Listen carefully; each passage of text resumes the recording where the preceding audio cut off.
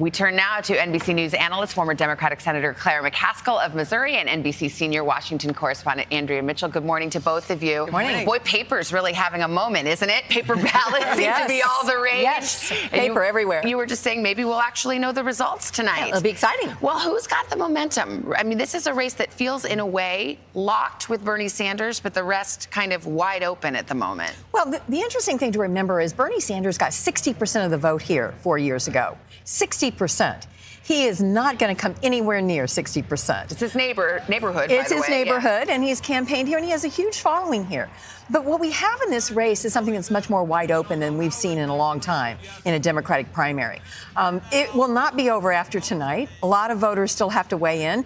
And if the candidates that are not for free college and Medicare for all begin to coalesce, then I think you're going to see some really close contests down the line. Yeah, because there does seem to be a progressive lane, and you'd put Sanders and Warren in that lane, and then the rest of them you'd call moderates or centrists or whatever they want to call themselves, the sort of not Sanders and Warren lane. But let's talk about Joe Biden, Andrea, because, look, they've always said they didn't expect Iowa and New Hampshire to be winning states for them. They're trying to get to Nevada and South Carolina. But did they expect this kind of dismal finish in Iowa and what's shaping up to be not a great finish here in New Hampshire? Not at all. And they could place fifth, certainly fourth. And the fact is, they're beginning to have that feeling of a loser. And when you saw that Quinnipiac poll, which showed that he has lost 22 points in African-American support. He had talked about South Carolina as being his firewall. That is no longer the case. Mike Bloomberg has moved into position. And having lost so much of the African-American support, Joe Biden is almost on fumes, really. Well, this is a real problem for their campaign. I was going to say, they say they're going to Super Tuesday, win, lose, or draw here in New Hampshire. Well, that's the question. Can they go the distance? Well, that's what you have to watch.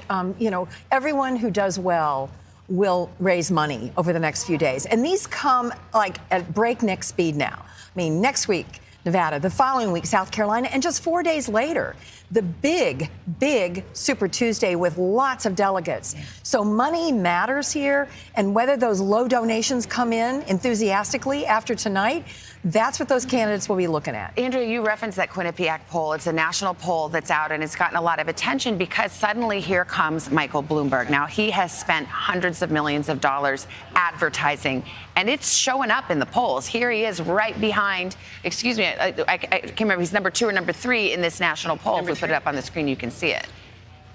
So Bloomberg's really making a run for it here. He's making a run for it, but the fact is that he's not a great retail politician, despite 12 years as New York City mayor. He's got some problems, the stop and frisk issue with minority communities. So he has to prove himself as well. But that ad, which made it appear that Barack Obama was endorsing him, that was a very powerful ad.